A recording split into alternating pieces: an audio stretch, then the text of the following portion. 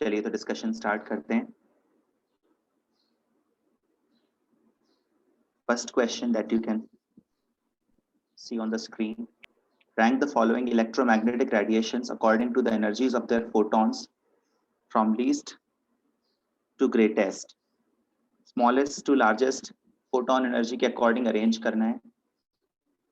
तो photons की energy किस पर dependent होती है? Frequency of light पर।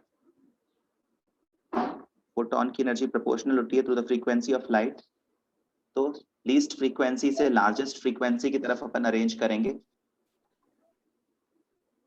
इसके लिए आपको इलेक्ट्रोमैग्नेटिक स्पेक्ट्रम याद होना चाहिए, किस तरह से वेवलेंथ का ऑर्डर होता है। अगर आप इलेक्ट्रोमैग्नेटिक स्पेक्ट्रम को रिकॉल करें तो रेडियो वेव्स की वेवलेंथ सबसे ज्यादा होती है, उससे कम वेवलेंथ यहाँ पर किसकी होगी? आपको याद है विजिबल लाइट के लिए अपन जो एक्रोनिम यूज करते हैं विबग्योर, उस नाम में विबग्योर जब अपन बोलते हैं तो वायलेट से रेड जाते जाते वेवलेंथ बढ़ती जाती है, ठीक है ना। तो ब्लू लाइट की वेवलेंथ ज्यादा है या येलो लाइट की? येलो लाइट की वेवलेंथ ज्यादा होगी, ब्लू लाइट की वेवलेंथ उससे कम, ठीक है। और एक्स रेज की वेवलेंथ सबसे कम।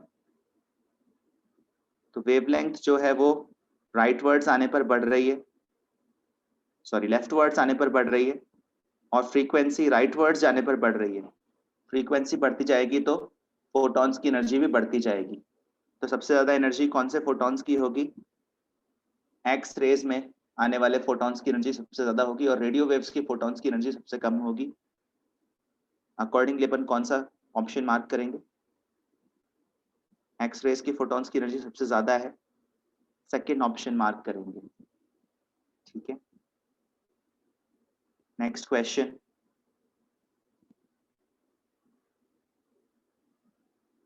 सेकेंड क्वेश्चन की तरफ आते हैं, आप लोग भी अटेम्प्ट करिए। Wavelength of radiation is lambda naught when electron jumps from third to the second orbit of hydrogen atom. Electron third orbit से सेकंड ऑर्बिट पर आ रहा है तो लैम्डा नॉट वेवलेंथ की लाइट एमिट हो रही है। अगर electron fourth to second orbit of the hydrogen atom jump करे तो किस वेवलेंथ की लाइट एमिट होगी? तो इस तरह के क्वेश्चंस अपन रिडबर्ग्स इक्वेशन से भी कर सकते हैं और बोर्स फ्रीक्वेंसी कंडीशन से भी कर सकते हैं। बोर्स फ्रीक्वेंसी कंडीशन में अपन एनर्जी का डिफरेंस देखते हैं, ठीक है। वैसे यहाँ पर सीधे सीधे वेवलेंथ के बारे में बोला हुआ है तो रिडबर्ग्स इक्वेशन यूज करना प्रेफर्ड रहेगा। 1 by lambda naught is equal to r 1 by 2 square minus 1 by 3 square, ये 3 से 2 के ट्रांजिशन के लिए, और फोर्थ ऑर्बिट से सेकंड ऑर्बिट पर आने के लिए अगर वेवलेंथ लैम्डा है तो 1 by 2 square minus 1 by 4 square। इन दोनों इक्वेशंस को डिवाइड कर लेना चाहिए। 1 by lambda naught upon 1 by lambda, division करने पर ऊपर आ जाएगा 1 by 4 minus 1 by 9, नीचे आ जाएगा 1 by 4 minus 1 by 16। इसको अपन इजीली हैंडल कर सकते हैं। ये 5 by 36 हो जाएगा और ये 3 by 16 हो जाएगा। सिंप्लीफाई करें, 4 से कैंसिल करें तो यहाँ से लैम्डा की वैल्यू लैम्डा नॉट के टर्म्स में आ जाएगी। कितनी आ रही है ये? 20 by 27 टाइम्स लैम्डा नॉट, ठीक है। 20 by 27 times lambda naught, second option. कर लोगे ना ऐसे क्वेश्चंस? कहीं प्रॉब्लम हो तो बताइएगा। थर्ड क्वेश्चन में बोर्स मॉडल और फोटो इलेक्ट्रिक इफेक्ट, इन दोनों टॉपिक्स को मिक्स करने की कोशिश की गई है। ट्रांजिशन हो रहा है फोर्थ ऑर्बिट से सेकंड ऑर्बिट पर हाइड्रोजन एटम में। जो लाइट एमिट हो रही है, जो फोटोन एमिट हो रहा है, वो सीजियम मेटल पर गिर रहा है। तो maximum kinetic energy of the photo electrons क्या होगा? कर लोगे अमन? कैसे करेंगे इसको? सबसे पहले फोटोन की एनर्जी फाइंड करेंगे। फोटोन की एनर्जी गैप के बराबर होती है E4 minus E2। Hydrogen atom के लिए E4 कितना है याद है? -0.85 इलेक्ट्रॉन वोल्ट्स। हाइड्रोजन के इनिशियल 5-6 एनर्जी लेवल्स ध्यान रहने चाहिए। E2 है -3.4 इलेक्ट्रॉन वोल्ट्स, तो जो फोटोन एमिट हो रहा है उसकी एनर्जी आएगी 2.55 इलेक्ट्रॉन वोल्ट्स। ये तो एमिटेड फोटोन की एनर्जी है। वर्क फंक्शन का मतलब होता है minimum expense of removing the electron. अगर इलेक्ट्रॉन को रिमूव करने में अपन एक्सपेंस मिनिमम करेंगे तो बाहर निकलने वाले इलेक्ट्रॉन की काइनेटिक एनर्जी मैक्सिमम होगी। ठीक है, 2.55 minus 1.90 comes out to be 0.65 electron volts। इस तरह के क्वेश्चंस तो आई थिंक कर लेंगे आप। फोर्थ क्वेश्चन की तरफ आते हैं। ये थोड़ा थ्योरी से रिलेटेड लग रहा है। ऐसे क्वेश्चंस में हर स्टेटमेंट को ध्यान से पढ़ना जरूरी है। The surface of a metal plate is illuminated with light of a certain frequency. Which of the following conditions determine whether or not photoelectrons are ejected from the metal? Metal surface से electrons का बाहर आना या ना आना किस पर depend करता है? क्या number of photons striking the metal surface पर डिपेंड करता है? कितने टाइम तक के लाइट ऑन करी उस पर डिपेंड करता है? मेनली तो वो डिपेंड करता है दो चीजों पर, एक तो फ्रीक्वेंसी ऑफ लाइट पर और दूसरा मेटल सरफेस पर। ठीक है, number of photons per second emitted by the light source. कितने फोटॉन्स मेटल सरफेस पर गिर रहे हैं वो इलेक्ट्रॉन के इजेक्शन के लिए इंपॉर्टेंट नहीं है। फोटॉन्स में एनर्जी कितनी है वो इंपॉर्टेंट है। कितने टाइम के लिए लाइट स्विच ऑन कर रहे हैं उससे भी कोई फर्क नहीं पड़ता। वैसे भी इलेक्ट्रॉन्स के इजेक्शन में कोई टाइम डिले नहीं होता, ध्यान है ना आपको। अगर इलेक्ट्रॉन्स बाहर आने हैं तो इंस्टेंटली बाहर आएंगे, अदरवाइज कभी भी बाहर नहीं आएंगे। मेटल के थर्मल कंडक्टिविटी का भी यहाँ पर कोई रोल नहीं है। सरफेस एरिया भी डिटरमिन नहीं करेगा कि इलेक्ट्रॉन बाहर निकलेगा या नहीं। मेटल सरफेस किस तरह का है, obviously identity of the metal surface important है। मेटल सरफेस बदल देंगे तो हो सकता है a same frequency of light metal A से इलेक्ट्रॉन निकाल पाए, मेटल बी से इलेक्ट्रॉन ना निकाल पाए। तो इलेक्ट्रॉन का इजेक्शन मेटल सरफेस पर तो डिपेंड करता ही है। इसका आंसर हो जाएगा सेकंड ऑप्शन। सर हाँ बोलो। सर अगर उसमें थर्मल कंडक्टिविटी की जगह इलेक्ट्रिकल कंडक्टिविटी दी गई होती तो फिर हम थर्ड ऑप्शन को कंसिडर करते क्या? नहीं, तब भी नहीं कंसिडर करते। इलेक्ट्रिकल कंडक्टिविटी तो बस ये डिटरमिन करेगा कि रेजिस्टेंस ज्यादा है या कम है, लेकिन इलेक्ट्रॉन्स निकलेंगे या नहीं निकलेंगे वो तो मेटल के वर्क फंक्शन पर डिपेंड करता है और इंसिडेंट लाइट की फ्रीक्वेंसी पर डिपेंड करता है। ओके।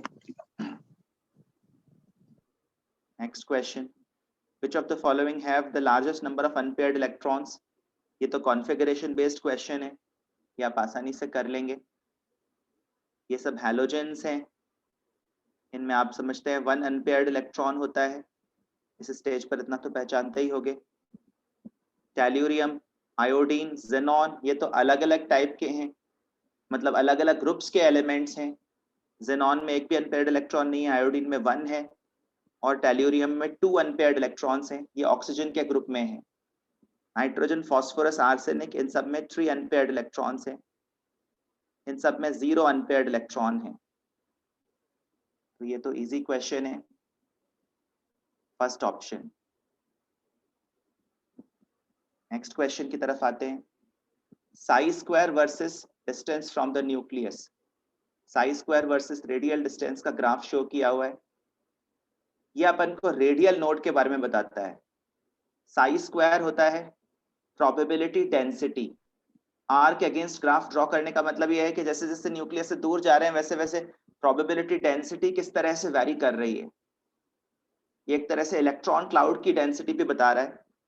तो प्रोबेबिलिटी डेंसिटी न्यूक्लियस पर मैक्सिमम है, बीच में एक पॉइंट पर जीरो हो रही है, फिर थोड़ा बढ़ रही है, वापस जीरो को अप्रोच कर रही है, बट एग्जैक्टली जीरो ये एक ही लोकेशन पर हो रही है। और इससे पता चलता है कि इस ऑर्बिटल में एक रेडियल नोड है। नोड क्या होता है Aryan Gupta? What is a node? Basically, a node is the region where the the probability of finding an electron is the minimum. Basically, at that point there is a very less probability, so it's called a node. Minimum नहीं, zero. Zero. Exactly zero ही होती है।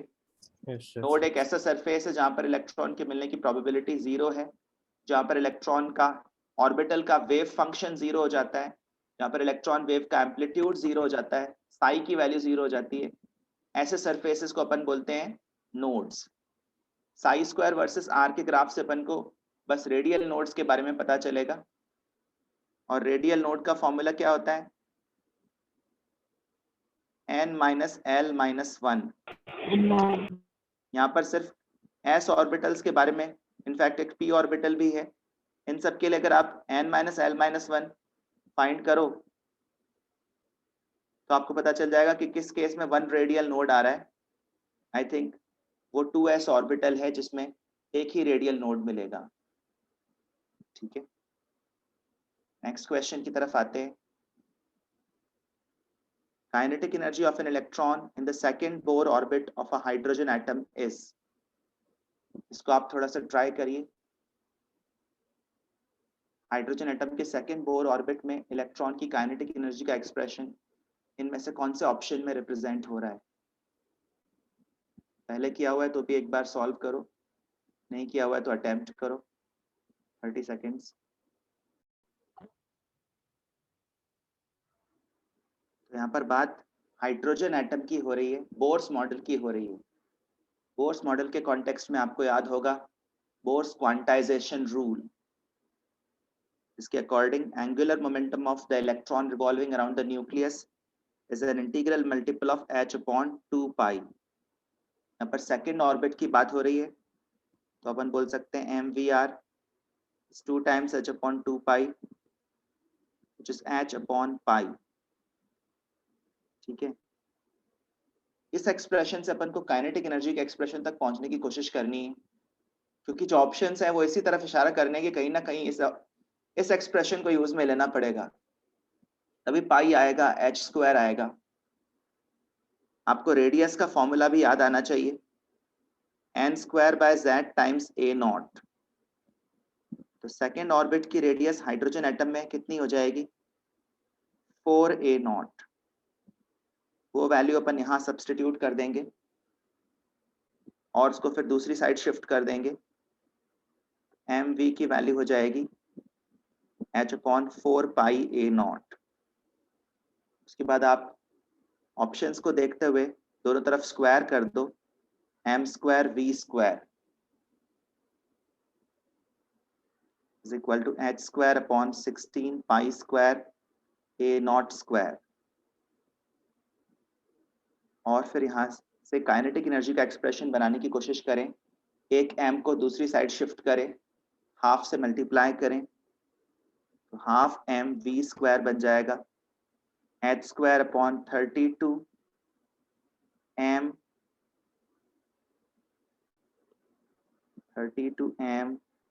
Pi square A not square. और यही kinetic energy है electron की जो second orbit में घूम रहा है, क्योंकि सेकंड ऑर्बिट की कंडीशंस ही अपन ने यहाँ पर इम्पोज करी है। h square upon 32 m pi square A not square. Accordingly third option answer होना चाहिए। कर पाए थे क्या? चलिए 8th क्वेश्चन की तरफ आते हैं। If p is the momentum of the fastest electron ejected from a metal surface after the irradiation of light having wavelength lambda, then 1.5 p momentum, इतना मोमेंटम अगर फोटो इलेक्ट्रॉन का रखना है, wavelength of the light should be, light की wavelength क्या होनी चाहिए? Assume kinetic energy of ejected photoelectron to be very high in comparison to work function। ये जेई मेन एग्जाम में आया हुआ क्वेश्चन है 2-3 साल पहले। ट्राई करिए, ज़्यादा मुश्किल नहीं है। यहाँ पर फास्टेस्ट इजेक्टेड इलेक्ट्रॉन के मोमेंटम की बात हो रही है। एक बार मोमेंटम p है और एक अगले एक्सपेरिमेंट में मोमेंटम 1.5 p है। इलेक्ट्रॉन का मोमेंटम है ये।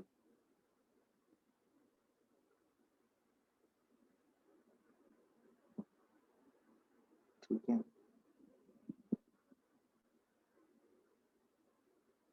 तो जो फोटोन की एनर्जी होती है वो दो पार्ट्स में डिवाइड होती है।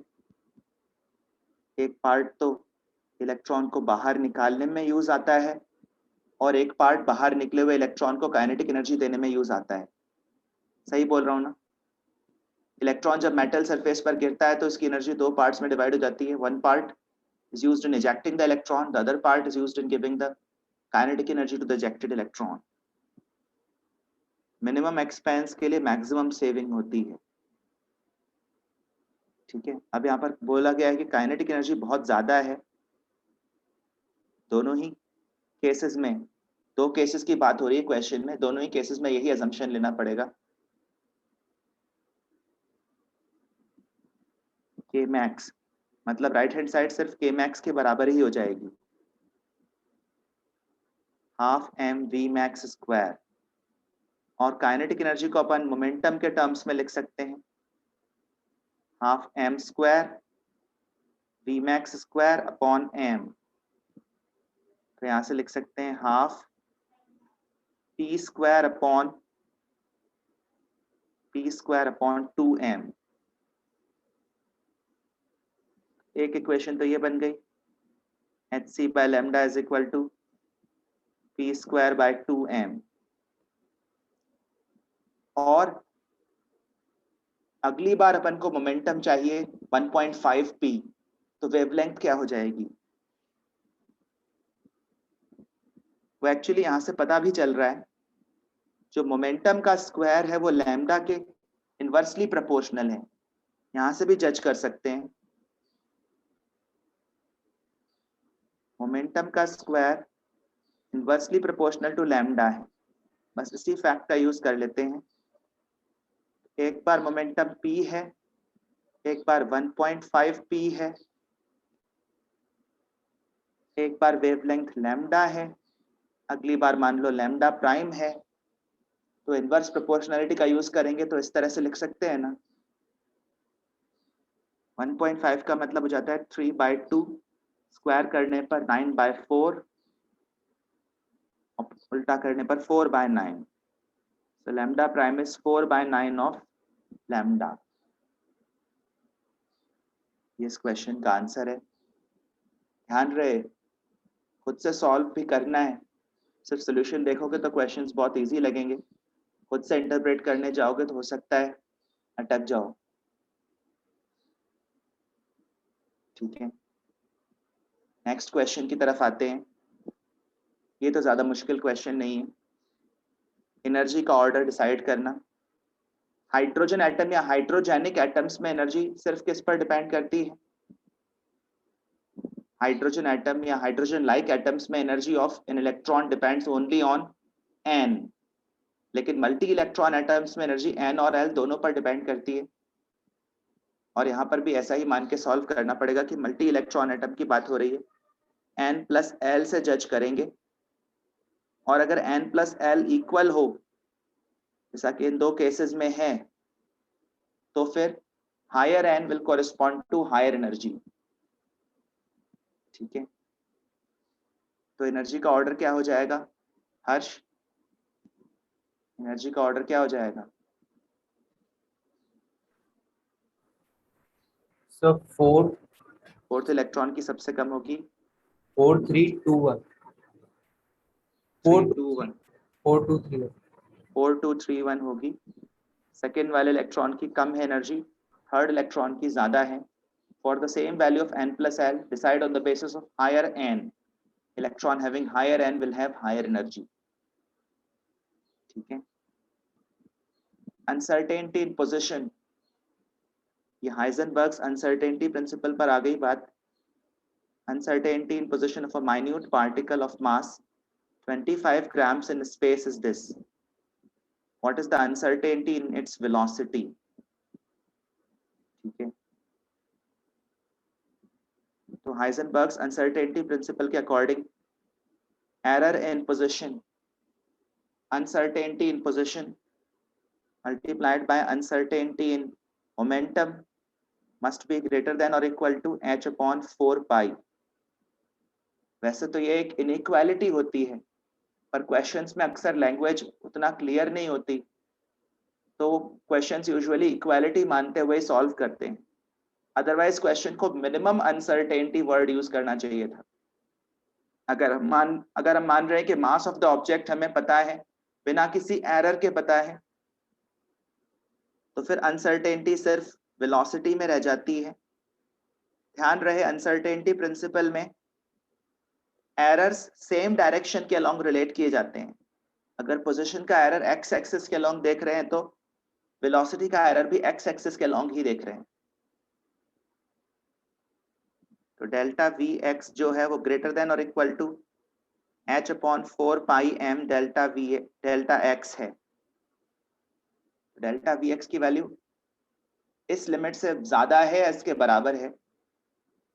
डेल्टा वी एक्स की मिनिमम वैल्यू अपन को फाइंड करनी है, मिनिमम एरर इन वेलोसिटी. ये थोड़ा सा कैलकुलेशन है. ऑब्जेक्टिव क्वेश्चंस में अपन 10 की पावर के बेसिस पर भी डिसीजन ले सकते हैं, पूरा सॉल्व करने की जरूरत नहीं है. ठीक है, मास को 22/7 लिखना, सॉरी पाई को 22/7 लिख देते हैं. मास को किलोग्राम्स में और पोजीशन का एरर 10⁻⁻5 मीटर है. अगर क्वेश्चन ऐसे बोलता that the object is known to be somewhere in between x is equal to 0.04 meter to x is equal to 0.1 meter, x is object इसके बीच में है कहीं, तो उसकी पोजीशन में अनसर्टेनिटी कितनी मानते? Object is known to be somewhere in between these two positions. तो ऐसे इन दोनों नंबर्स का एक मीन पोजीशन फाइंड करेंगे और उधर से एरर लेंगे. 0.04 और 0.1 के बीच में अगर एक मिडिल वैल्यू फाइंड करूं तो वो 0.07 मीटर है. उसके लेफ्ट में भी ये क्वांटिटी 0.03 मीटर जा रही है और राइट में भी 0.03 मीटर जा रही है. एरर जो है वो एक मीन वैल्यू के अराउंड देखा जाता है. तो डेल्टा एक्स की वैल्यू ये होगी 0.03 मीटर्स, अगर कभी क्वेश्चन इस तरह से बोलता है तो. फिलहाल इस क्वेश्चन में ऑप्शंस अगर अपन देखें तो दो ऑप्शन पावर 10⁻⁻34 दिख रही है. हो सकता है अपन को ज्यादा एक्यूरेटली सॉल्व करना पड़ जाए, हो सकता है ना करना पड़े. 22 से कैंसिल हो रहा है 0.3, फिर 7 ऊपर जा रहा है 2.1, ठीक है ना. और ये 4 इसमें मर्ज कर सकते हैं तो ये 0.1 हो जाएगा. 0.1 होने के बाद ये 10⁻⁻6 हो जाएगा. तो कुल मिलाकर नंबर्स काफी आसान ही हो गए. ये 2.1 इंटू 10⁻⁻28 मीटर पर सेकेंड हो गया. तो ज्यादा कोई प्रॉब्लम आई नहीं. कभी कभी कैलकुलेशन थोड़ा चैलेंजिंग हो तो अपन ऑप्शंस को देखकर एलिमिनेशन भी कर सकते हैं. चलिए सर. हाँ बोलो. सर ये जो अभी इसमें हाइजेनबर्ग अनसर्टेनिटी प्रिंसिपल पे जैसे कई बार ऐसा भी दे देते हैं कि अनसर्टेनिटी इन वेलोसिटी इज 0.2% और हमें जैसे 10⁻5 मीटर पर सेकंड दे दिया, तो हाँ तो उसका 0.2% फाइंड कर लो, वही डेल्टा वी है. वही है. ऐसा तो नहीं ना कि 0.2% ही डायरेक्टली हमें सब्स्टिट्यूट करना है 0.2 इंटू 10⁻⁻2 करके फिर कैलकुलेशन करनी है? नहीं नहीं, जो वेलोसिटी दे रखी है उसका 0.2% फाइंड करिए. मान लो वो दे रखी है 50 मीटर पर सेकेंड, तो उसका 0.2% फाइंड करिए. Okay sir. वो होगा delta we. De Broglie wavelength of the electron in nth orbit of a hydrogenic atom is this, then the value of n by z is. तो यहाँ पर आपको याद होना चाहिए एक कंडीशन ऑफ ऑर्बिट स्टेबिलिटी होती है. कंडीशन ऑफ ऑर्बिट स्टेबिलिटी जो डी ब्रॉय का एक्सप्लेनेशन था कि कुछ ही पर्टिकुलर ऑर्बिट्स में इलेक्ट्रॉन क्यों रिवॉल्व करता है, ठीक है ना, और mvr is equal to nh/2 पाई क्यों आता है, एंगुलर मोमेंटम क्यों क्वांटाइज्ड होता है. इस बात के लिए डी ब्रॉय ने एक्सप्लेनेशन दिया था कि सिर्फ वही ऑर्बिट्स अलाउड होती हैं जिनके सरकमफरेंस में whole number of electrons wavelengths fit हो सकें. Whole number of electrons wavelength जिनके ऑर्बिट्स में फिट हो सकें, सिर्फ वही ऑर्बिट्स अलाउड होती हैं. मतलब 1 वेवलेंथ, 2 वेवलेंथ, 3 वेवलेंथ फिट होनी चाहिए. 1.5, 1.3, 2.2 ऐसी वेवलेंथ्स अगर फिट हो रही है ऑर्बिट में तो फिर वो ऑर्बिट स्टेबल नहीं है, क्योंकि उसमें इलेक्ट्रॉन वेव एक तरह से डिस्ट्रॉय हो जाएगा, डिसिपेट हो जाएगा. इलेक्ट्रॉन वेव जो है वो ऑर्बिट में कन्फाइंड है, मतलब वो एक स्टैंडिंग वेव है. जैसे आप फिजिक्स में पढ़ते हो ना, ओपन एंडेड ऑर्गन पाइप में वेव्स क्रिएट हुई, या क्लोज्ड गिटार स्ट्रिंग के एंड्स के बीच में वेव क्रिएट हुई, तो वहां पर जो वेव्स फिट हो पाती हैं वो कुछ ही डिस्क्रीट वेव्स होती हैं. ऐसे ही डी ब्रॉय के according whole number of wavelengths fit होंगी तभी उस ऑर्बिट में इलेक्ट्रॉन वेव स्टेबल रह पाएगा. तो 2 पाई r जो सरकमफरेंस है उसमें n number of wavelengths fit होनी चाहिए. इसको बोलते हैं condition of orbit stability. Radius का फॉर्मूला अगर अपन अप्लाई करें n²/z इंटू a0, और वेवलेंथ भी दे रखी है 1.5 पाई a0, तो यहाँ से अपन सॉल्व कर सकते हैं, या फिर ये सब्स्टिट्यूट ना भी करें तो भी हो जाएगा. देखो n लैम्डा ही रहने देता हूँ, तो यहाँ से लैम्डा की वैल्यू आ जा रही है n/z टाइम्स 2 पाई a0, और क्वेश्चन के अकॉर्डिंग ये वैल्यू जो है वो 1.5 पाई a0 है. 1.5 पाई a0, तो पाई a0 तो कैंसिल हो जाएगा और यहाँ से n/z की वैल्यू आ जाएगी 0.75. ठीक है, चलिए 12th क्वेश्चन. कॉन्फ़िगरेशंस लिखने पर तो आपको इनफ प्रैक्टिस हो गई होगी मेरे ख्याल से. D block elements, coordination compounds, इन सब चैप्टर्स में आप कॉन्फ़िगरेशन मल्टीपल टाइम्स लिखते हैं. L is equal to 1 और L is equal to 2, in quantum numbers के कोरिस्पॉन्डिंग कितने इलेक्ट्रॉन्स हैं. क्रोमियम का कॉन्फ़िगरेशन लिखिए. L is equal to 1 का मतलब p सब शेल, L की वैल्यू सब शेल को सिग्निफाई करती है. 2 का मतलब d सब शेल, ये तो जानते ही होंगे. 1s2, 2s2, 2p6, 3s2, 3p6, 4s1, 3d5. तो d सब शेल में 5 इलेक्ट्रॉन्स हैं और p सब शेल्स में 6 + 6 12 इलेक्ट्रॉन्स हैं. So the answer of the question is 12 and 5. This was simple. Next question, hydrogen atom के बारे में. ये तो मैं 5 मिनट पहले बता ही रहा था. हाइड्रोजन एटम में ऑर्बिटल्स की एनर्जी सिर्फ n पर डिपेंड करती है, ठीक है ना, l पर डिपेंड नहीं करती. अगर हाइड्रोजन की जगह कोई और एटम रहता, सपोज सोडियम रहता, तो सोडियम में अगर इलेक्ट्रॉन 3s से 3p में जाए तो लाइट एब्जॉर्ब करेगा या एमिट करेगा. सोडियम में अगर इलेक्ट्रॉन 3s से 3p प्रमोट किया जाए तो लाइट एब्जॉर्ब करेगा या एमिट करेगा. एब्जॉर्ब करेगा. लेकिन हाइड्रोजन एटम में अगर जाए तो कोई चेंज नहीं होगा sir. There would be no absorption, no emission. इसका आंसर है 4th ऑप्शन. चलिए आगे बढ़ते हैं. 14th क्वेश्चन जो है इस प्रोफाइल के, तो क्वेश्चंस आपने किए होंगे. इसमें एक स्ट्रक्चर डिस्क्राइब कर दिया जाता है, फिर आपको फॉर्मूला बताना होता है. बोला गया है कि ए जो है वो FCC पैकिंग बना रहा है, बी सारे ऑक्टाहेड्रल वॉइड्स में है, और सी सारे टेट्राहेड्रल वॉइड्स में है. If all the particles along one body diagonal are removed, then the formula of the crystal would be. एक बार आप ट्राई करिए, थोड़ा सोचिए, अगर पहले किया हुआ है तो भी एक बार स्क्रैच से करिए. तो ये है सपोज बॉडी डायगोनल. चलिए इसको थोड़ा साइड में सॉल्व करता हूँ. ए, बी और सी, इनके कितने कितने पार्टिकल्स थे? ए FCC पॉइंट्स पर है तो 4 हो जाएंगे.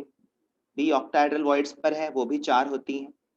ऑक्टाहेड्रल वॉइड्स और टेट्राहेड्रल वॉइड्स किस तरह के क्रिस्टल्स में मिलती हैं? सिर्फ क्लोजेस्ट पैक्ड स्ट्रक्चर्स में मिलती हैं, FCC में और HCP में. और किसी भी तरह की पैकिंग में ऑक्टाहेड्रल एंड टेट्राहेड्रल वॉइड्स नहीं बनते. ध्यान रखना, टेट्राहेड्रल वॉइड्स का नंबर ऑक्टाहेड्रल वॉइड्स के नंबर के डबल होता है. तो 4, 4, 8, ये तो ओरिजिनल क्रिस्टल में इनके नंबर्स थे. ओरिजिनल क्रिस्टल में ओरिजिनल फॉर्मूला क्या था? Original formula was ABC2.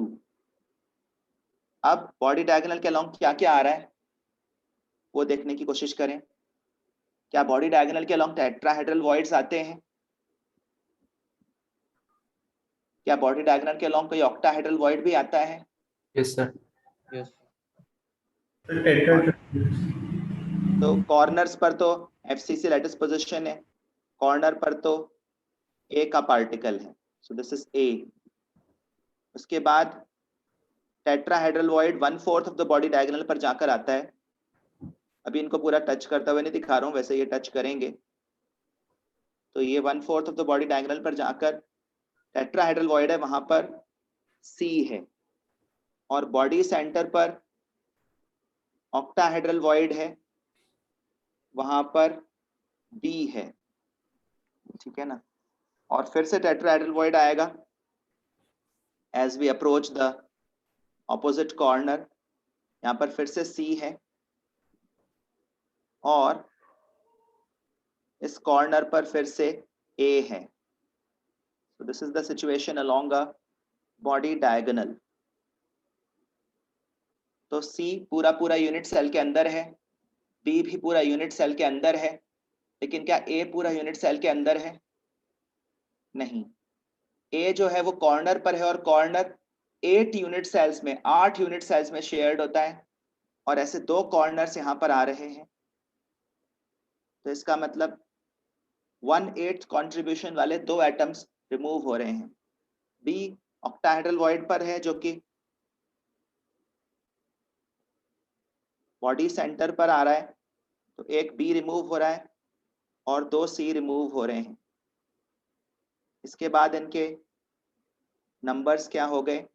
1/4 remove करने के बाद ये 15/4 बचा, ये 3 बचा और ये 6. So the new numbers are A 15/4, B 3, C 6.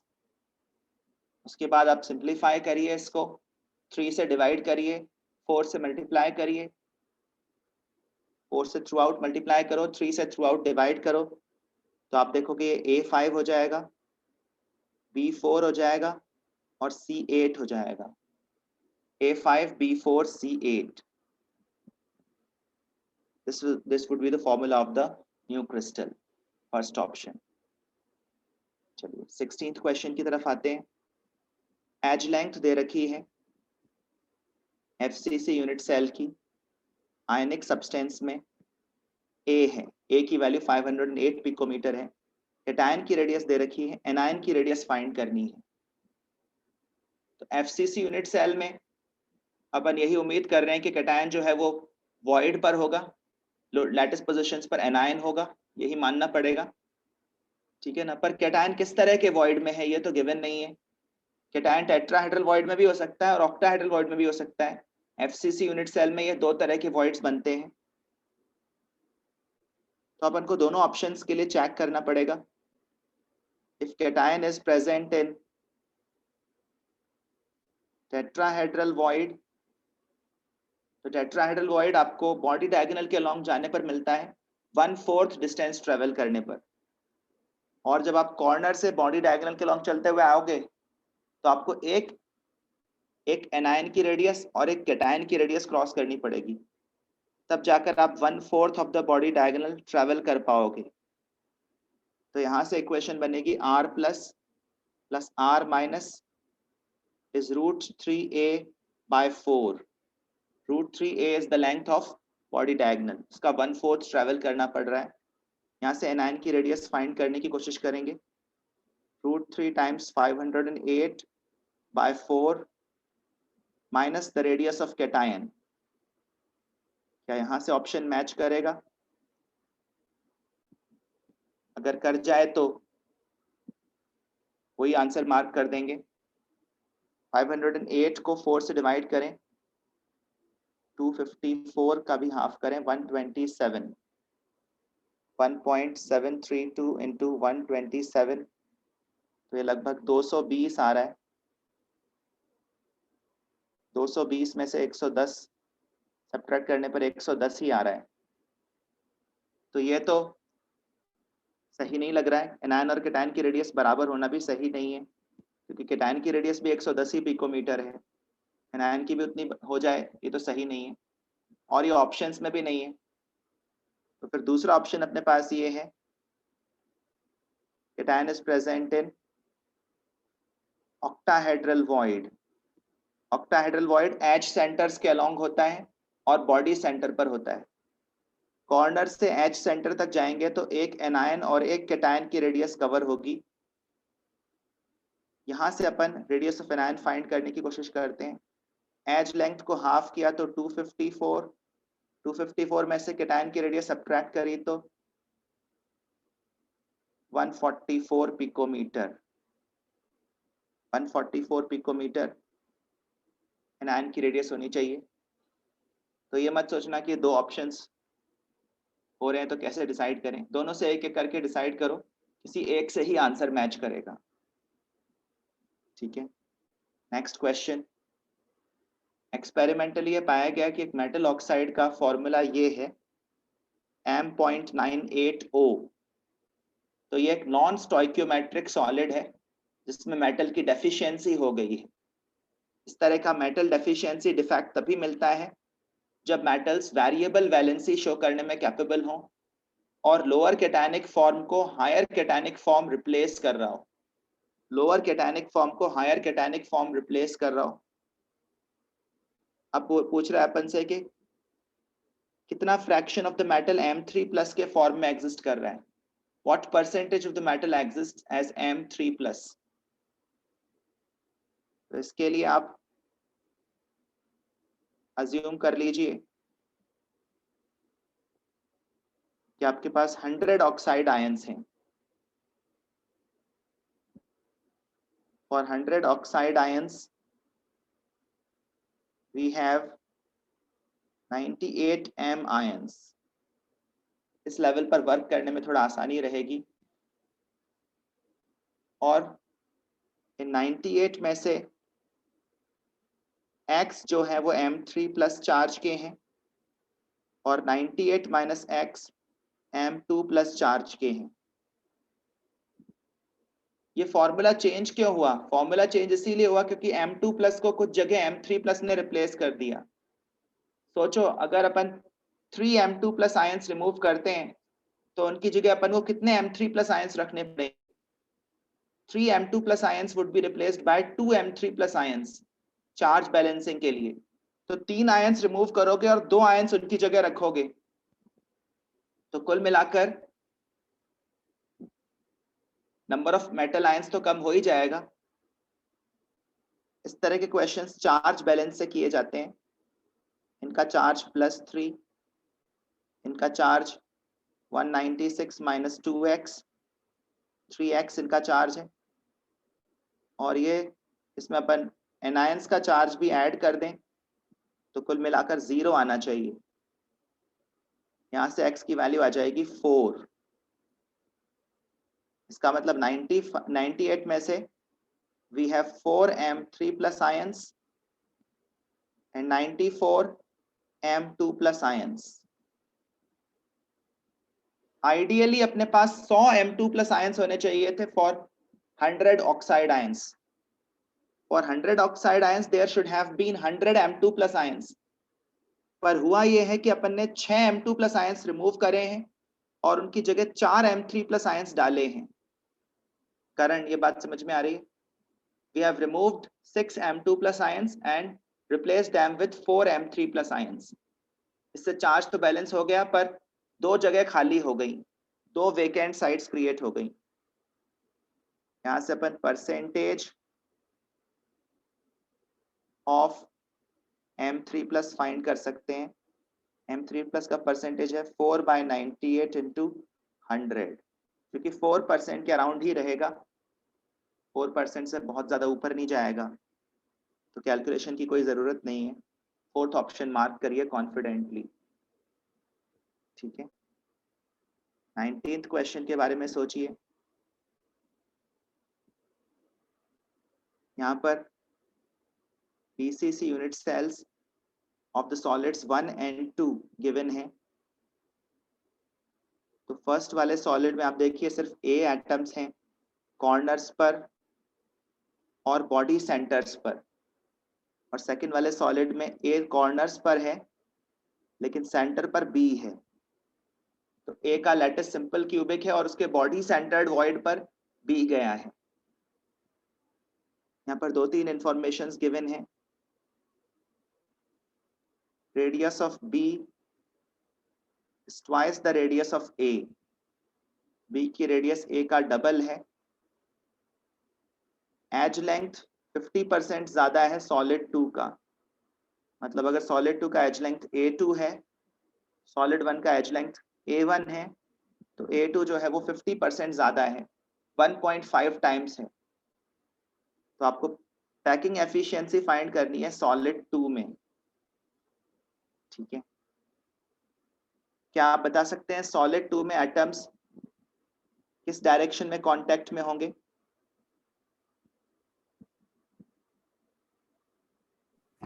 Body diagonal के अलॉन्ग.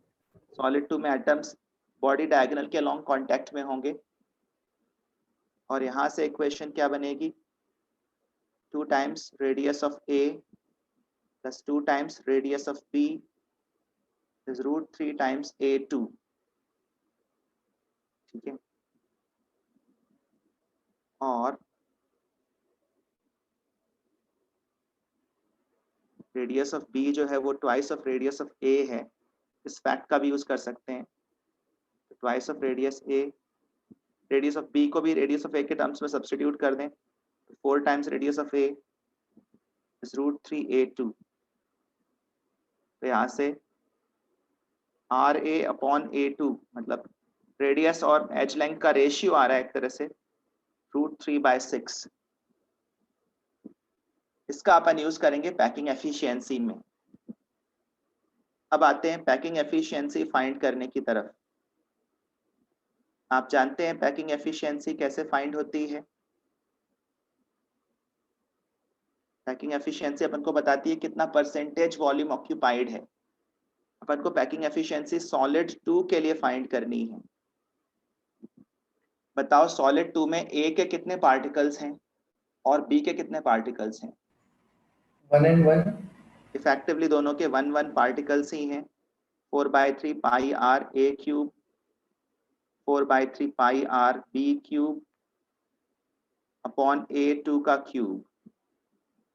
अच्छा, रेडियस अगर B का डबल है तो वॉल्यूम B का A के मुकाबले कितना होगा? बताओ.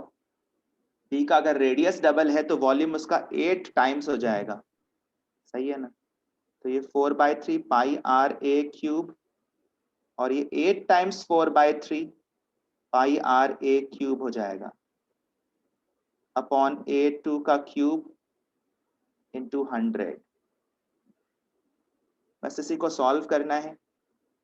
9 इंटू 4 पाई/3 टाइम्स R A क्यूब आ रहा है, और R A और A2 का रेशियो अपन ऑलरेडी फाइंड कर चुके हैं, उसी को यहाँ यूज करना है. 12 पाई और ये रेशियो है √3/6, √3 का क्यूब करेंगे तो 3√3, 6 का क्यूब करेंगे तो 216 आता है। इसको इस तरह से लिख दो, ये देखो ये 12 है और ये 3 है, मिलाकर 36 हो जाएगा, ये नीचे कैंसिल हो जाएगा। तो ये मल्टीप्लिकेशन अल्टीमेटली रह गया √3π/6 इंटू 100। इसको आप अपने लेवल पर फाइंड करने की कोशिश करिए।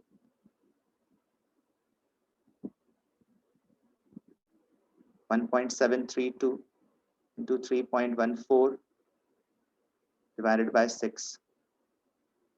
मैंने ये कैलकुलेशन कैलकुलेटर से करी तो मुझे 90.6% के अराउंड वैल्यू मिल रही है। ठीक है, तो ज़्यादा मुश्किल नहीं है अगर थोड़ा सा हिम्मत करके आगे बढ़ें। 90% के अराउंड वैल्यू मिल रही है। Second option should be the answer. चलिए आगे बढ़ते हैं। 18th question, ferromagnetic, anti ferromagnetic, ferri magnetic, ये टर्म्स आपको पता होने चाहिए और इनके कुछ एग्जाम्पल्स पता होने चाहिए। एंटी फेरोमैग्नेटिक सब्सटेंसेस में क्या होता है, जो डोमेन्स हैं, मैग्नेटिक डोमेन्स, वो एक्सटर्नल मैग्नेटिक फील्ड की प्रेजेंस में अपने आप को इक्वल नंबर्स में बट ऑपोजिट डायरेक्शंस में ओरिएंट करती है, जिससे कि नेट मैग्नेटिक मोमेंट 0 क्रिएट होता है। सब्सटेंस पैरामैग्नेटिक है पर कुछ ऐसी सिचुएशन आ रही है कि मैग्नेटिक डोमेन्स इक्वल नंबर्स में ऑपोजिट डायरेक्शंस में ओरिएंट हो रहे हैं। इस तरह के सब्सटेंसेस को अपन एंटी फेरोमैग्नेटिक कहते हैं। इनके एग्जांपल्स एनसीईआरटी टेक्स्ट बुक से आपको पढ़ लेने चाहिए और याद रखने चाहिए। 20th क्वेश्चन, एक सॉलिड है जिसकी डेंसिटी गिवन है, एफसीसी स्ट्रक्चर बना रहा है, एज लेंथ गिवन है, मोलर मास फाइंड करना है। क्या आप करके बता पाओगे? आई की वैल्यू 3 यूज करने को बोल रहा है क्वेश्चन। तो डेंसिटी क्या होती है? मास अपॉन वॉल्यूम, और ये मास अपॉन वॉल्यूम अपन यूनिट सेल के लिए ही कर सकते हैं। एफसीसी यूनिट सेल है तो 4 फॉर्मूला यूनिट्स आ रहे होंगे। एक फॉर्मूला यूनिट का मास अगर एफडब्ल्यू है तो उसको अवोगैड्रोस नंबर से डिवाइड करने पर वो ग्राम्स में बदल जाता है। याद रहे, एएमयू को अवोगैड्रोस नंबर से डिवाइड करते हैं तब वो ग्राम्स में आता है। फर्दर 1000 से डिवाइड करूंगा तो किलोग्राम्स में आएगा। अब ये मास किलोग्राम्स में आ गया है। पिकोमीटर का मतलब होता है 10⁻12 मीटर। तो 2√2 इंटू 10⁻10 मीटर कर देता हूं, इसका क्यूब। ठीक है ना। पाई का तो ऐसा जिसमें कोई यूज आ ही नहीं रहा है, और डेंसिटी गिवन है 9 इंटू 10⁻3। यहाँ से फॉर्मूला वेट तक पहुंचना है, कैलकुलेट करके बताएं। 2 का क्यूब 8, 16√2 बाहर आ जाएगा, 6 भी बाहर है। 10 की पावर्स में देखेंगे तो 26 है ये, -30 यहाँ से आएगा, -4 हो जाएगा। 4 से 4 ये भी कैंसिल हो रहा है। फॉर्मूला वेट तक पहुंचिए। 24√2 इंटू 9 इंटू 10⁻⁻1। अब ये फॉर्मूला वेट एएमयू में आने वाला है। एएमयू में देखो कितना आता है, 24 इंटू 9 तो 216 हो जाता है। डेसिमल लगा दो तो 21.6 और √2 है 1.414। रफ कैलकुलेशन करके देखिए कितना आता है। 21.6 इंटू 1.414, ये आ रहा है 30.54 AMU। जो फॉर्मूला वेट होता है AMU में वही मोलर मास होता है ग्राम्स पर मोल में। तो इसका मोलर मास 30.54 ग्राम्स पर मोल है। किलोग्राम्स में लिखूंगा तो 0.03054 किलोग्राम्स पर मोल हो जाएगा, ठीक है, which matches quite closely with first option. हाँ करण बोलो। सर इसमें 10⁻³ से डिवाइड क्यों किया Na जहाँ पे गिवन है? क्योंकि Na से डिवाइड करने के बाद मास ग्राम्स में आया है, ग्राम्स को भी किलोग्राम्स में बदलना चाह रहा हूँ क्योंकि डेंसिटी अपन को किलोग्राम्स पर मीटर क्यूब में गिवन है, तो ग्राम्स को किलोग्राम्स में बदलने के लिए 10⁻³ से डिवाइड करना पड़ेगा। ध्यान रहे NaAmu is 1 ग्राम, NaAmu में 1 ग्राम होता है तो 1 AMU 1/Na ग्राम्स होता है, तो अगर फॉर्मूला वेट XAMU है तो XAMU को लिख सकते हैं X/Na ग्राम्स, तो AMU को ग्राम्स में बदलने के लिए Na से डिवाइड करना पड़ता है, लेकिन उसके बाद फर्दर 10⁻³ से भी डिवाइड करूंगा ताकि वो किलोग्राम्स में आ जाए। आ रही बात समझ में? सर हाँ बोलो। सर ऊपर की वर्किंग में अभी आपने पहले तो 10⁻³ से डिवाइड किया, लेकिन फिर भी आंसर AMU में आया, फिर वापस से आपने 10⁻³ से डिवाइड किया। हाँ क्योंकि फॉर्मूला वेट अपन AMU में ही लिखते हैं ना, जैसे सोडियम क्लोराइड होगा तो आप 58.5 लिखोगे, वो AMU में है, 58.5 को अवोगाड्रोस नंबर से डिवाइड करोगे तब वो ग्राम्स में आएगा, फर्दर 1000 से डिवाइड कर दोगे तो ये पूरी क्वांटिटी किलोग्राम्स में हो जाएगी, ये क्वांटिटी किलोग्राम्स में है, लेकिन ये तो अभी भी AMU वाली नंबर ही तो है, ये अभी भी AMU वाला नंबर ही है। आ रही है बात समझ में?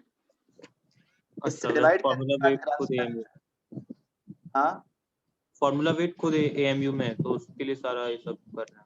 हाँ फॉर्मूला वेट AMU में है, जैसे अगर सोडियम क्लोराइड का फॉर्मूला वेट 58.5 AMU है तो उसका मोलर मास 58.5 ग्राम्स होता है, उसी को किलोग्राम्स में लिखेंगे तो फिर 1000 से डिवाइड करना पड़ेगा, ठीक है। कैल्शियम फ्लोराइड, ये तो फैक्ट बेस्ड क्वेश्चन है। कैल्शियम फ्लोराइड का फॉर्मूला होता है CaF2। CaF2 के स्ट्रक्चर में ऐसा माना जाता है कि जो कैल्शियम आयंस हैं वो FCC लैटिस पोजीशंस पर हैं और फ्लोराइड आयंस जो हैं वो सारे के सारे टेट्राहेड्रल वॉइड्स में हैं, ऑल टेट्राहेड्रल वॉइड्स। अब कोऑर्डिनेशन नंबर के बारे में सोचिए, कोऑर्डिनेशन नंबर केटायन का देखा जाएगा एनायंस से और एनायंस का देखा जाएगा केटायंस से, मतलब फ्लोराइड के कांटेक्ट में कितने कैल्शियम हैं और कैल्शियम के कांटेक्ट में कितने फ्लोराइड हैं। तो फ्लोराइड तो टेट्राहेड्रल वॉइड में फंसा हुआ है और टेट्राहेड्रल वॉइड 4 एटम्स या 4 आयंस बनाते हैं, तो फ्लोराइड तो 4 कैल्शियम आयंस से घिरा हुआ है, तो फ्लोराइड का कोऑर्डिनेशन नंबर तो हो गया 4। अब कैल्शियम आयन के बारे में सोचिए, कैल्शियम आयन कॉर्नर्स पर है और फेस सेंटर्स पर है, तो बताओ एक कॉर्नर कितने यूनिट सेल्स का पार्ट होता है? एक कॉर्नर कितने यूनिट सेल्स का पार्ट है? 8 यूनिट सेल्स का, और हर कॉर्नर से एक टेट्राहेड्रल वॉइड एसोसिएटेड है। क्या ये कहना सही है कि कॉर्नर से एक टेट्राहेड्रल वॉइड एसोसिएटेड है? तो जैसे एक टेट्राहेड्रल वॉइड यहाँ पर है, बॉडी डायगोनल के अलॉन्ग जाने पर जो मिलती है, वैसी ही टेट्राहेड्रल वॉइड 8 यूनिट सेल्स में होगी, क्योंकि ये कॉर्नर तो 8 यूनिट सेल्स का पार्ट है, सही बोल रहा हूं ना? और उन टेट्राहेड्रल वॉइड्स में फ्लोराइड है, टेट्राहेड्रल वॉइड पर फ्लोराइड है, कॉर्नर पर कैल्शियम है, ये कैल्शियम इस फ्लोराइड के कांटेक्ट में है और 8 टेट्राहेड्रल वॉइड से जुड़ा हुआ है 8 यूनिट सेल्स में, तो 8 फ्लोराइड आयंस के कांटेक्ट में होगा। इस तरह से कैल्शियम आयन का कोऑर्डिनेशन नंबर 8 है, ठीक है ना। वैसे भी इसके फॉर्मूला में फ्लोराइड की संख्या डबल है कैल्शियम के मुकाबले, तो इसका मतलब यही निकलता है कि फ्लोराइड के अराउंड जितने कैल्शियम है, कैल्शियम के अराउंड उसके डबल फ्लोराइड होंगे। अगर फ्लोराइड के अराउंड 4 कैल्शियम आयंस हैं तो क्लोराइड कैल्शियम के अराउंड 8 फ्लोराइड आयंस होने ही होंगे, ठीक है। नेक्स्ट क्वेश्चन, ये डोपिंग का क्वेश्चन है, इम्प्योरिटी डिफेक्ट का क्वेश्चन है। सोडियम क्लोराइड को मेल्ट करके उसमें स्ट्रोंशियम क्लोराइड मिला दिया। अब होता क्या है कि एक स्ट्रोंशियम आयन अगर सोडियम क्लोराइड के क्रिस्टल में दाखिल हो रहा है तो एक स्ट्रोंशियम आयन दो सोडियम आयंस को रिप्लेस करता है एक्चुअली। अगर एक स्ट्रोंशियम आयन क्रिस्टल में कहीं आया है तो उसने एक जगह ली है, इसके अलावा एक खाली जगह भी क्रिएट करी है, क्योंकि स्ट्रोंशियम आयन पर +2 यूनिट ऑफ चार्ज है वो, और वो इफेक्टिवली दो सोडियम आयंस को रिप्लेस कर रहा है। एक जगह तो वो खुद घेर लेगा पर एक जगह खाली रह जाएगी।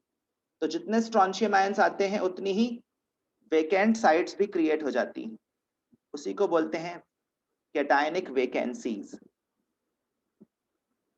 ये पर मोल लिखने का मतलब है कि 1 मोल ऑफ सोडियम क्लोराइड लिया जा रहा है, 1 mole of sodium chloride 10 to the power -4 mole % strontium chloride mix किया गया है। मतलब 100 मोल सोडियम क्लोराइड में 10 to the power -4 mole strontium chloride mix किया है। तो 1 मोल सोडियम क्लोराइड में कितना मिक्स हो गया? 10 to the power -6 मोल्स, ठीक है। और 10 to the power -6 mole strontium chloride का मतलब हुआ 10 to the power -6 moles strontium ions. और जितने स्ट्रोंशियम आयंस होते हैं उतनी ही कैटायनिक वैकेंसीज भी होती हैं। 10 to the power -6 moles of cationic vacancies. और अगर मैं इसको नंबर में कन्वर्ट करूं तो मुझे अवोगाड्रोस नंबर से मल्टीप्लाई करना होगा। मल्टीप्लाई करने पर ये कितना बन जाएगा? 6.02 into 10 to the power 17 cationic vacancies, ठीक है। इतनी वेकेंट कैटायनिक साइट्स क्रिएट हुई। चलिए 22nd क्वेश्चन। आयरन का स्ट्रक्चर BCC होता है रूम टेम्परेचर पर। 900 डिग्री सेल्सियस के ऊपर ये FCC स्ट्रक्चर में कन्वर्ट हो जाता है। तो आपको बताना है ratio of density of iron at room temperature to that of iron at 900 degree Celsius. मतलब BCC स्ट्रक्चर की डेंसिटी और FCC स्ट्रक्चर की डेंसिटी का रेशियो बताना है। Ratio of density of BCC crystal upon ratio of density of FCC crystal, ठीक है। Densities actually packing fractions के प्रोपोर्शनल रहती हैं। जितना पैकिंग फ्रैक्शन बढ़ेगा उतनी ही डेंसिटी भी बढ़ेगी। पैकिंग फ्रैक्शन समझते हो ना? एक गिवन वॉल्यूम में कितना वॉल्यूम एटम्स ने घेरा हुआ है वो पैकिंग फ्रैक्शन है। अगर पैकिंग फ्रैक्शन 40% से बढ़कर 80% हो जाए मतलब उतने ही वॉल्यूम में अब double number of atoms accommodate हो गए। Double number of atoms accommodate हो गए मतलब डेंसिटी भी डबल हो जाएगी, मास डबल हो जाएगा, ठीक है। तो ये डेंसिटी जो है वो पैकिंग फ्रैक्शन के प्रोपोर्शनल होती है। और अगर आप इनके पैकिंग फ्रैक्शंस फाइंड करने जाओगे मैथमेटिकली तो आप देखोगे BCC का पैकिंग फ्रैक्शन आता है √3π/8। पैकिंग फ्रैक्शन कैसे फाइंड करते हैं ये आप अपने नोट्स में जाकर देख सकते हैं। एटम्स का वॉल्यूम अपॉन यूनिट सेल का वॉल्यूम करके पैकिंग फ्रैक्शन पता चलता है। FCC के लिए होता है π/3√2। अगर ये एक्सप्रेशन आप ऑन द स्पॉट डिराइव कर लें या मेरी तरह याद कर लें तो आपका काम थोड़ा आसान हो सकता है। तो ये 3√3 into √2 अपॉन 8 आ रहा है जो कि हो जाएगा 3√3 अपॉन 4√2। ये नीट में आया हुआ क्वेश्चन है। 3√3 अपॉन 4√2 सेकेंड ऑप्शन है, ठीक है। Next question. दो सॉल्यूशंस हैं 3 मोलर 1 मोलर। एक बार उनको X/Y वॉल्यूम रेशियो में मिक्स किया गया तो मोलैरिटी ये मिली। अगर उनको Y/X मोल रेशियो में मिक्स किया जाए तो मोलैरिटी क्या होगी? एक बार आप लोग ट्राई करिए for a few seconds.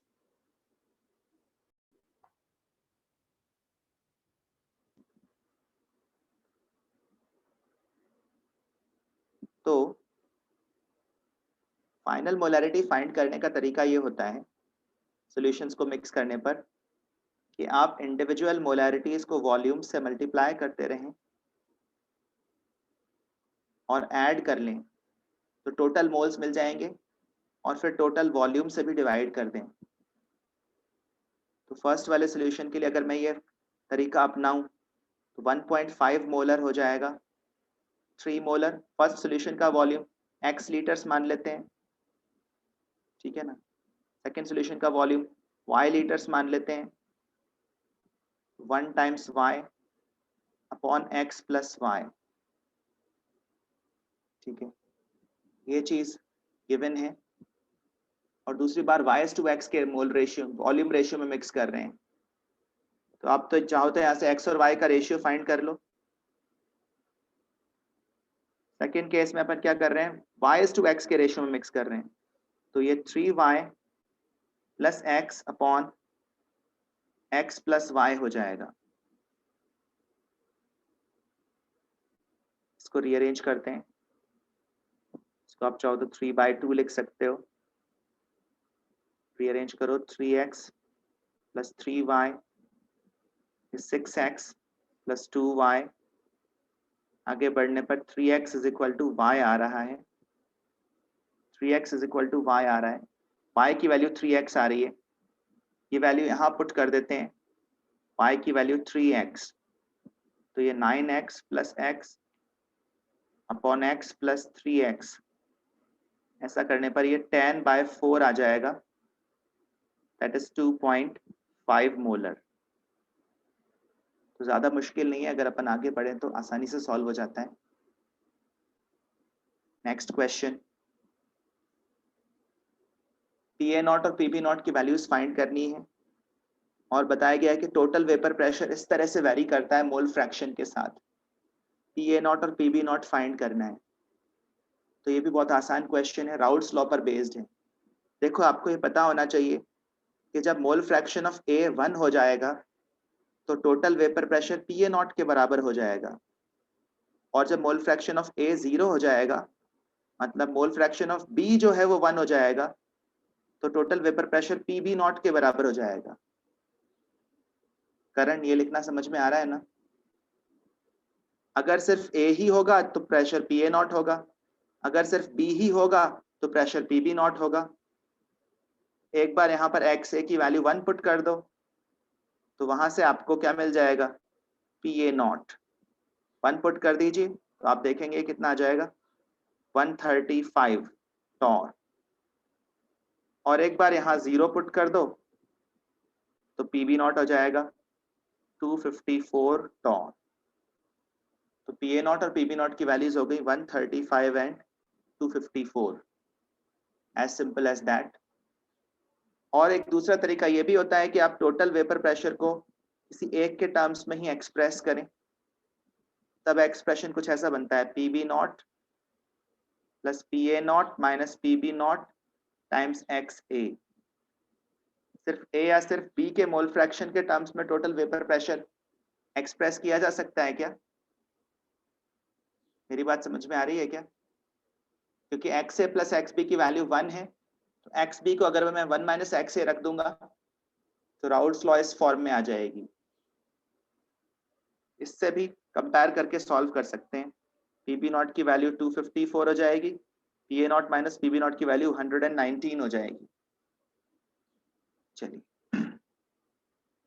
27th question, heptane और ऑक्टेन को मिक्स किया, आइडियल सॉल्यूशन बना। एक पर्टिकुलर टेम्परेचर पर दोनों प्योर लिक्विड्स के वेपर प्रेशर्स गिवन हैं, तो 25 ग्राम हेप्टेन और 35 ग्राम ऑक्टेन को मिक्स करने पर क्या वेपर प्रेशर जनरेट होगा? कर लोगे नहीं क्वेश्चन? पहले मासेस को किस में बदलेंगे, मोल्स में, मोल्स को बदलेंगे मोल फ्रैक्शंस में, और फिर राउल्ट्स लॉ अप्लाई करेंगे। स्ट्रेट फॉरवर्ड क्वेश्चन है, फिर भी करके देखते हैं। हेप्टेन का मोलर मास 100 ग्राम्स पर मोल, हेप्टेन का मास 25 ग्राम्स, तो यहाँ से मोल्स ऑफ हेप्टेन आ जाएंगे 0.25 मोल्स। ऐसे ही मोल्स ऑफ ऑक्टेन, ये 35 ग्राम्स दे रखा है, तो ये थोड़ा सा प्रिसाइसली कैंसिल नहीं हो रहा है। 35/114 आ रहा है, 35/114 C8H18।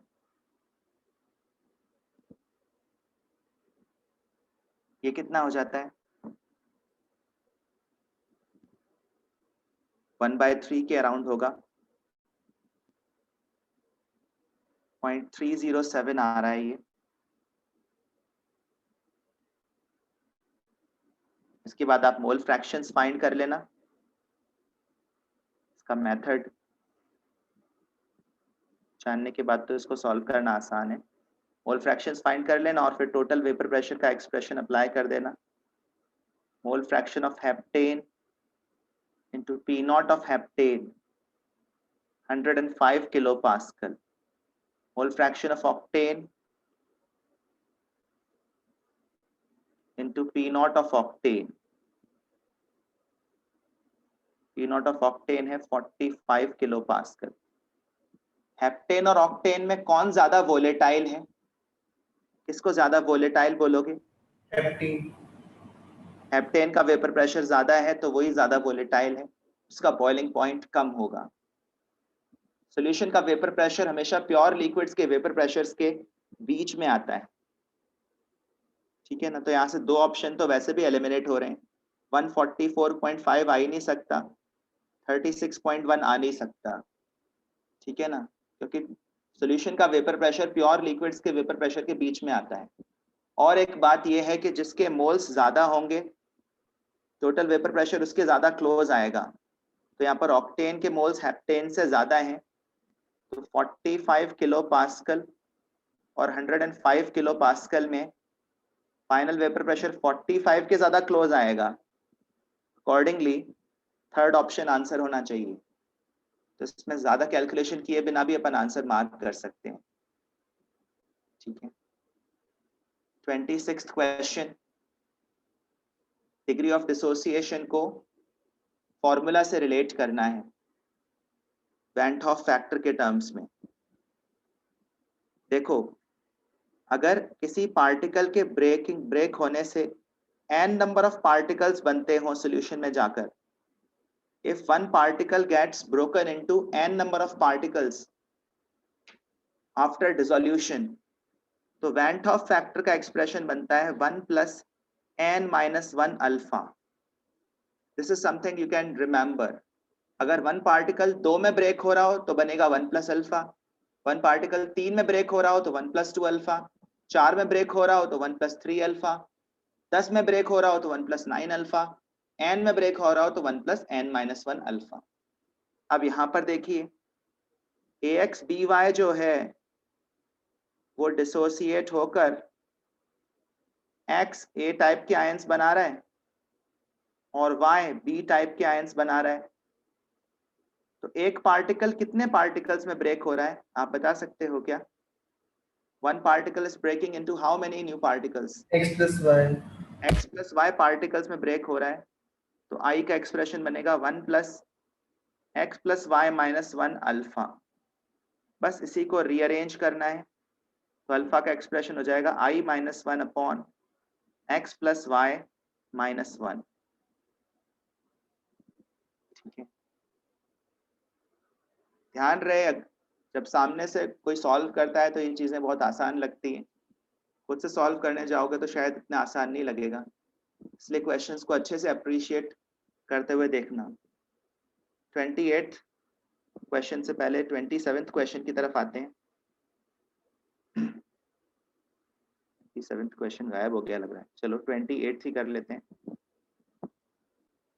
Solve the 28th question. For the solution of gases X, W, X, Y and Z in water at 298 Kelvin, Henry's law constants दिए हुए हैं किलो बार में।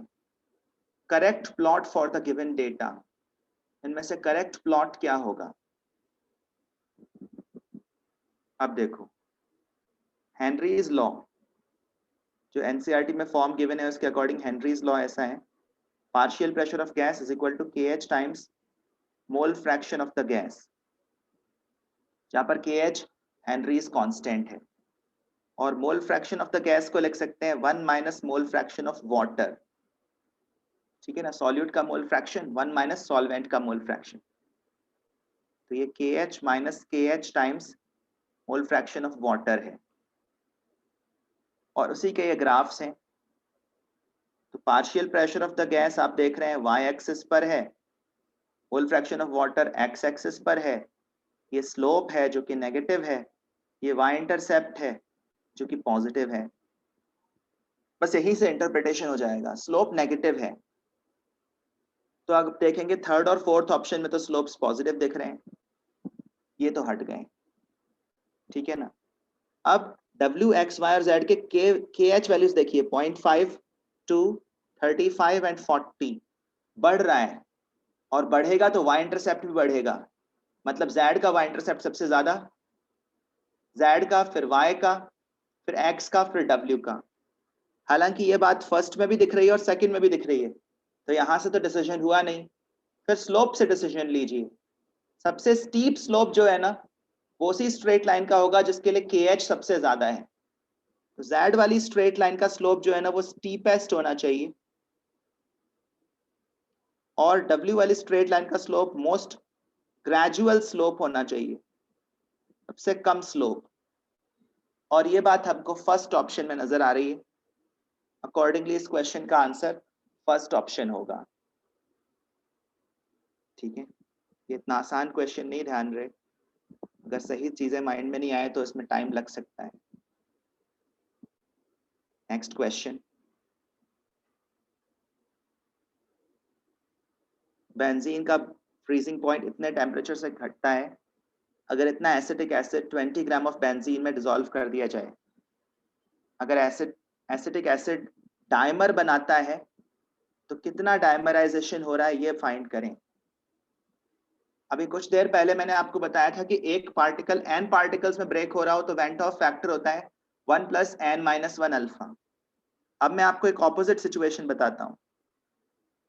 अगर किसी भी सॉल्वेंट में जाकर, वाटर ही जरूरी नहीं है, किसी भी सॉल्वेंट में जाकर सॉल्यूट पार्टिकल्स एसोसिएट कर जाते हैं और n नंबर ऑफ पार्टिकल्स एक साथ आ जाते हैं, तो फिर वेंट ऑफ फैक्टर का एक्सप्रेशन होता है 1 - alpha plus alpha by n, 1 - alpha plus alpha by n, where alpha is the extent of association, degree of association, not dissociation but association, ठीक है ना।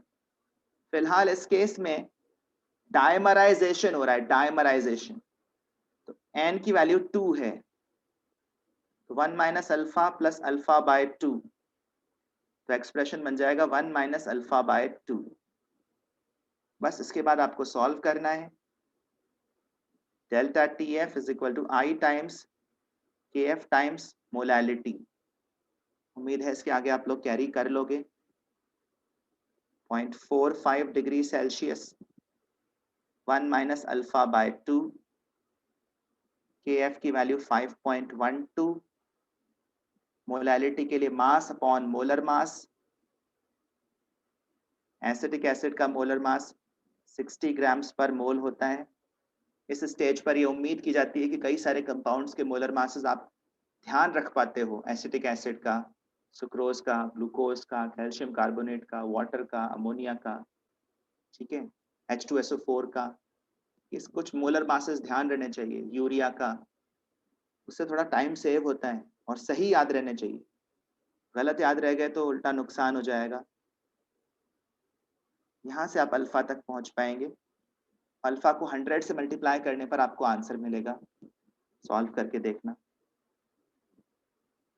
31st क्वेश्चन, फेरिक क्लोराइड का इस compound के साथ रिएक्शन होता है तो ब्लू कलरेशन ऑब्जर्व होती है, लेकिन इस बार फेरिक क्लोराइड को एक साइड रखा गया है और K4FeCN6 को दूसरी साइड रखा गया है, दोनों के बीच में है एक सेमी परमिएबल मेम्ब्रेन।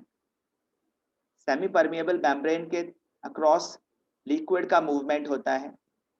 FeCl3 भी आयंस में डिसोसिएट होगा, K4 FeCN होल 6 भी आयन में डिसोसिएट होगा। K4 FeCN होल 6 अगर पूरा डिसोसिएट हो जाए, पूरा डिसोसिएट हो जाए तो एक पार्टिकल से कितने पार्टिकल्स बनेंगे बताओ? और FeCl3 के एक पार्टिकल से कितने पार्टिकल्स बनेंगे? FeCl3 के तो 4 बनेंगे FeCl3 से, तो FeCl3 से 4 बनेंगे और K4 FeCN से 5 बनेंगे। तो यहाँ पर 5 मोलर सोल्यूट कॉन्सेंट्रेशन हो जाएगी, 0.5 मोलर, और यहाँ 0.04 मोलर सोल्यूट कॉन्सेंट्रेशन हो जाएगी।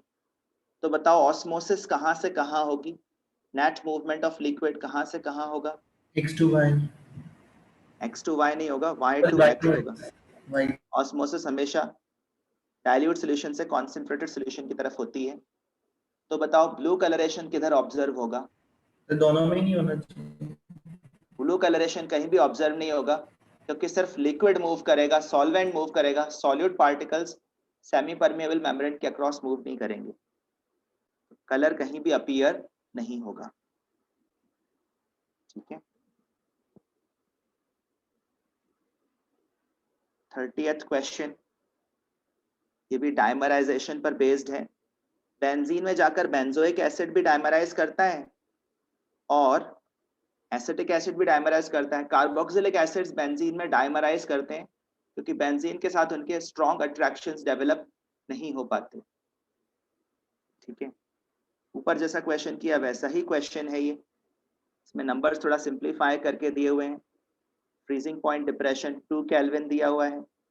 वेंट ऑफ फैक्टर पिछले वाले क्वेश्चन की तरह 1 - अल्फा/2 हो जाएगा। मास ऑफ सॉल्यूट फाइंड करना है। Molar mass of solute 122 grams पर मोल है और मास ऑफ सॉल्वेंट 0.03 है। यहाँ से अपन इजीली सॉल्व कर सकते हैं। 1 - अल्फा/2 की वैल्यू, सॉरी अल्फा की वैल्यू भी गिवन है एक्चुअली, W फाइंड करना है। अल्फा 0.8 है, 80% डाइमराइजेशन हो रहा है, तो यहाँ से अपन W तक पहुंच सकते हैं। सॉल्व करने की कोशिश करें तो 2 × 0.03 × 122 और ये 1 - अल्फा/2 अगर मैं करूंगा तो 0.6 आ जाएगा। ठीक है ना,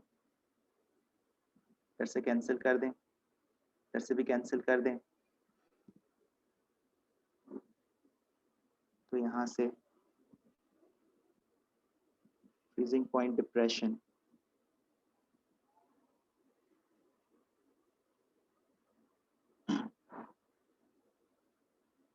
0.6,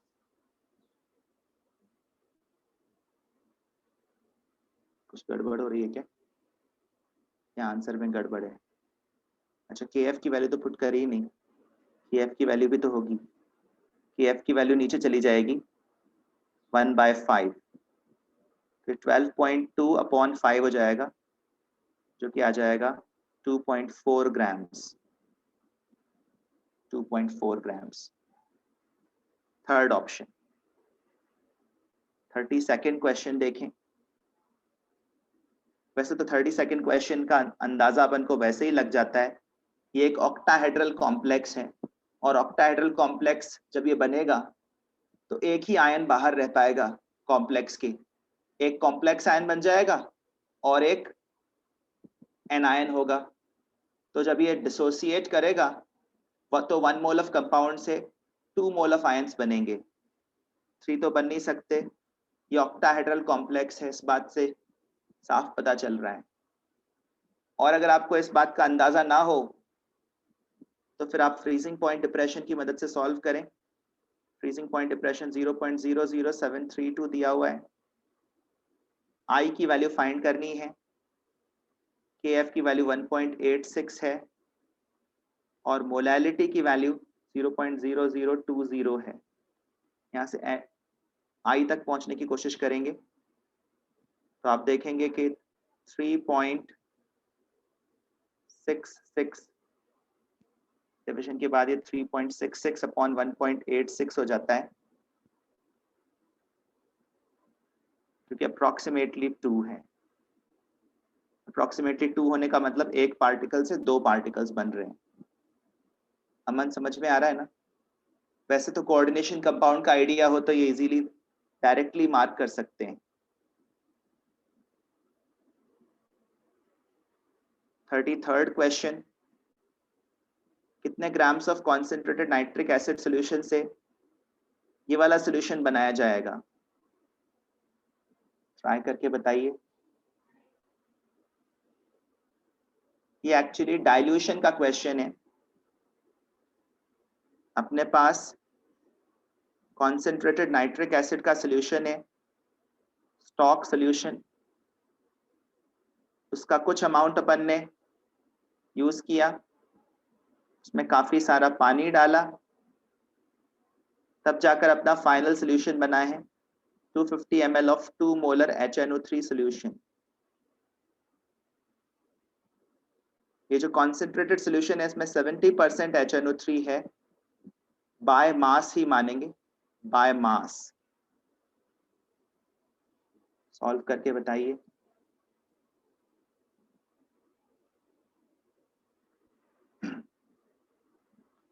इन दोनों को मल्टीप्लाई करके HNO3 के मोल्स आ जाएंगे, जो कि 0.5 मोल्स आ रहे हैं। 0.5 मोल्स ऑफ HNO3 अगर मास में कन्वर्ट करोगे मोलर मास से मल्टीप्लाई करके तो 31.5 ग्राम्स है। अब ये जो 31.5 ग्राम्स ऑफ HNO3 है ये इसी स्टॉक सॉल्यूशन से आया है, इसी स्टॉक सॉल्यूशन से आया है। स्टॉक सॉल्यूशन अगर मैंने x ग्राम ऐड किया है तो उसका 70% लेने पर 70% x ग्राम का फाइंड करने पर 31.5 ग्राम्स मिला है। यहाँ से x की वैल्यू आ जाएगी 31.5 अपॉन 0.7। सॉल्व करने पर आप देखिए कितना हो जाता है 45 ग्राम्स। ठीक है, चलिए अब एक सिंपल थ्योरेटिकल क्वेश्चन। एक, हाँ करण बोलो।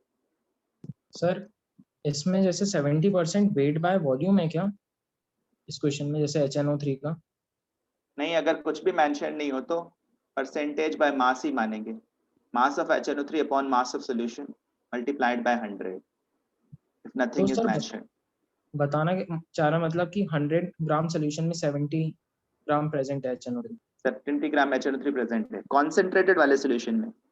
अपने पास एक कॉन्सेंट्रेटेड सॉल्यूशन था, उसमें से अपन ने कुछ HNO3 लिया है, उसमें वाटर भी ऐड किया है, तब अपना फाइनल सॉल्यूशन प्रिपेयर हुआ है। ये अपन को इंटरप्रेट करना पड़ेगा। ठीक है, चलिए आइडियल सॉल्यूशन के लिए enthalpy change in solution formation 0 होता है, क्योंकि जितने स्ट्रॉन्ग अट्रैक्शंस सॉल्यूट में थे, सॉल्वेंट में थे, उतने ही स्ट्रॉन्ग अट्रैक्शन सॉल्वेंट में भी डेवलप होते हैं। इक्वली स्ट्रॉन्ग अट्रैक्शंस डेवलप होते हैं, तब आइडियल सॉल्यूशंस बनते हैं। आइडियल सॉल्यूशंस के लिए enthalpy change for solution formation 0 है, change in volume upon solution formation 0 है। मतलब 200 ml और 300 ml लिक्विड्स को मिक्स करके सॉल्यूशन का फाइनल वॉल्यूम 500 ml ही बनेगा, 502 ml नहीं बनेगा, 499 ml नहीं बनेगा।